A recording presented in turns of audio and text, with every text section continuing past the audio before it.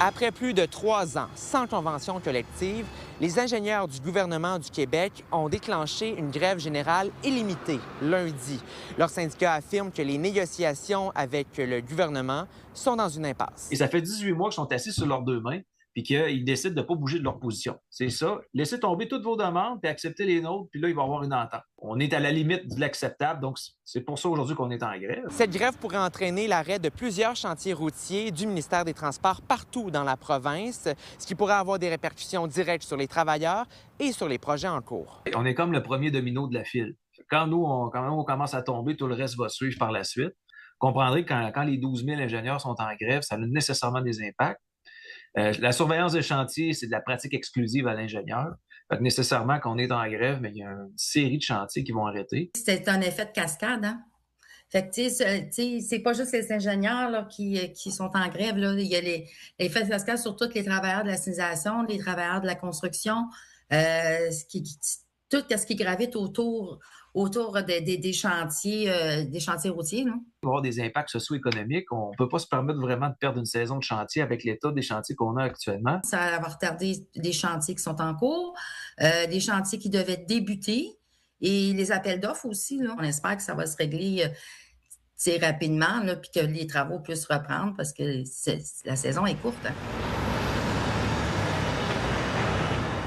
Les ingénieurs demandent notamment au gouvernement de réduire le recours à la sous-traitance pour les travaux publics. Et selon leur syndicat, cette pratique peut nuire à la surveillance des chantiers et à la qualité des travaux. Et au-delà de la sous-traitance, les ingénieurs mettent en doute la question de l'équité. C'est de l'acharnement pur et dur du gouvernement.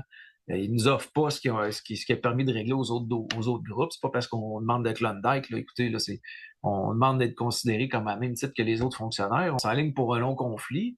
La présidente du Conseil du Trésor, Mme France-Hélène Duranceau, refuse de me rencontrer et de me parler. Et le négociateur adjoint en chef qui gère notre dossier vient de partir en vacances pour tout un mois de juillet. Présentement, là, la dernière offre du Conseil du Trésor, qui est arrivée le 15 juin, nous demande des reculs sur qu'est-ce qu'on a négocié la dernière convention collective. Fait que clairement, ils nous lancent dans une grève, ils nous forcent à aller en grève. Moi, je peux pas faire autre chose que faire ça. Là. Pensez-vous qu'on va accepter des reculs? Pour l'instant, les travaux routiers du ministère des Transports du Québec se poursuivent partout dans la province, mais la situation pourrait changer si la grève perdure. À Sherbrooke, Marc-Antoine Mailloux pour Nouveau Info. 13 ans après la tragédie ferroviaire, Lac-Mégantic rend hommage aux 47 victimes. Les drapeaux ont été mis en berne alors que le 6 juillet demeure une date chargée d'émotions pour la ville. Parmi les commémorations, des élus se sont recueillis lundi matin à l'espace Mémoire et ont déposé des fleurs. Une centaine de personnes ont aussi assisté à la messe célébrée à l'église Sainte-Agnès. Un camion semi-remorque a embouti 3 véhicules stationnés dans le secteur des rues Argyle et Longchamp à Sherbrooke lundi matin. Le chauffeur se trouvait sur la plateforme lorsque le véhicule s'est mis à descendre la côte pour une raison encore inconnue. L'homme a été sérieusement blessé, mais on ne craint pas pour sa vie. Une centaine de personnalités qui ont travaillé de près ou de loin dans le domaine de l'information entre les années 70 et 2000 se sont réunies lundi matin à Sherbrooke. C'est la deuxième fois en 10 ans que se tenait le brunch des anciens médias. Le journaliste et animateur Jean-Luc Mongrain, aujourd'hui retraité, était le président d'honneur de l'événement. C'est une situation particulière que l'on traverse, une crise des médias et d'autant plus régionale.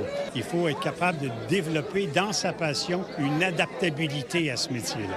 Alors c'est pour ça qu'on fait cette réunion-là. C'est une retrouvaille, bien sûr, mais c'est un regard sur l'avenir.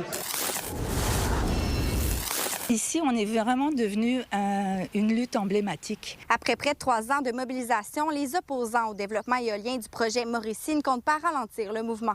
Ils se sont rassemblés en Mauricie cette fin de semaine pour échanger sur leurs préoccupations et faire le point sur la situation. Ça a été l'occasion pour tous les citoyens, après 3 ans de lutte et de combat, de se retrouver. On a eu beaucoup de gens qui se sentent interpellés par tous les appels d'offres en ce moment d'Hydro-Québec pour le lancement éolien et qui sont venus nous rejoindre. rejoindre. Plusieurs enjeux ont été abordés lors de différentes conférences de presse, notamment les besoins énergétiques du Québec, leur préparation face aux audiences du BAP et plusieurs ont même témoigné de leurs expériences. J'ai rencontré un citoyen de Thetford qui est venu me voir, qui a un billet médical parce qu'il souffre de syndrome éolien. Il m'a raconté sa vie depuis 11 ans entourée d'éoliennes. C'est quoi, comment sa maison ressent les vibrations, etc.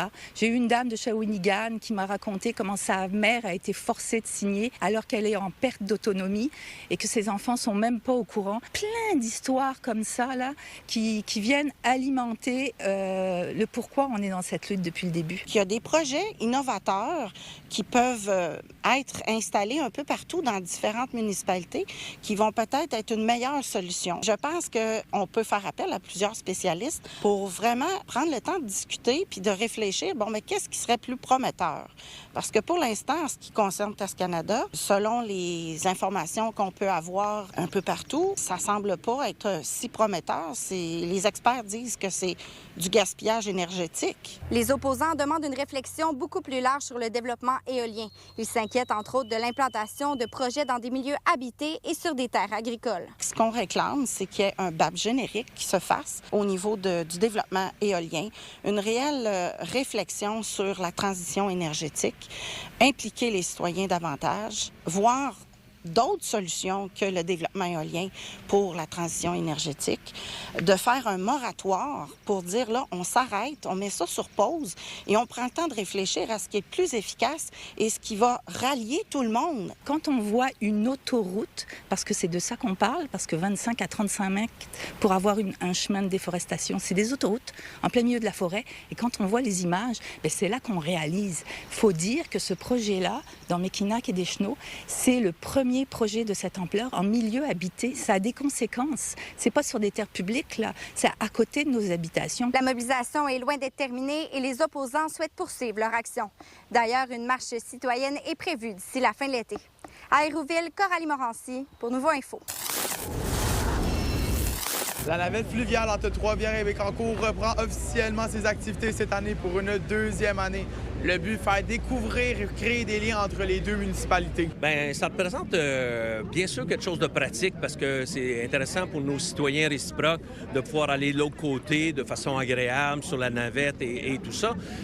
Mais c'est aussi un symbole. C'est le symbole de la rive nord et la rive sud. On n'est pas divisés, là. On est unis. On l'utilise pour faire de la promotion touristique, pour découvrir le fleuve, parce que même si c'est une traverse de 10 minutes, c'est quand même intéressant de pouvoir naviguer sur le fleuve. Le défi maintenant, ce n'est pas d'offrir une simple traversée, mais de convaincre les gens de l'utiliser au quotidien. Les villes veulent que la navette devienne une porte d'entrée pour les commerces, la région et aussi l'aspect touristique des deux villes. Bien, c'est des retombées de plus, hein? C'est des gens qui viennent, qui seraient peut-être moins venus ou pas venus, mais là, qui décident, là, ça vaut vraiment la peine. C'est une expérience, hein? Prendre le bateau, on fait pas ça tous les jours.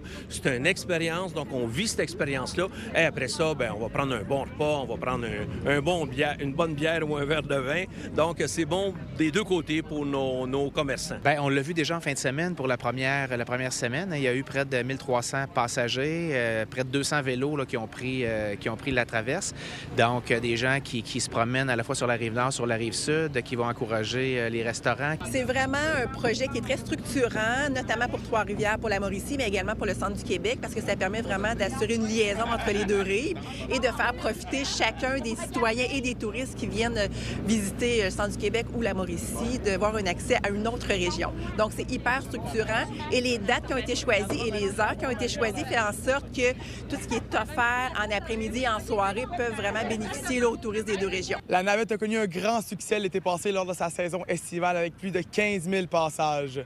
Cet été, la navette fluviale compte offrir plus d'allers-retours dans la même journée, ainsi qu'un service quotidien jusqu'à 22 h le soir. Alors, la navette, elle traverse à toutes les heures. Donc, elle commence à 10 h le matin jusqu'à 10 h le samedi soir. À toutes les heures, on part de Trois-Rivières et à toutes les demi-heures, mettons qu'on part à 10 h d'ici, à toutes les demi-heures, on repart de Bécancour pour se diriger vers Trois-Rivières. L'objectif était d'assurer la fluidité. Donc, les gens n'ont pas à réserver. C'est bien important, là, parce que les gens, des fois, prennent pas le temps.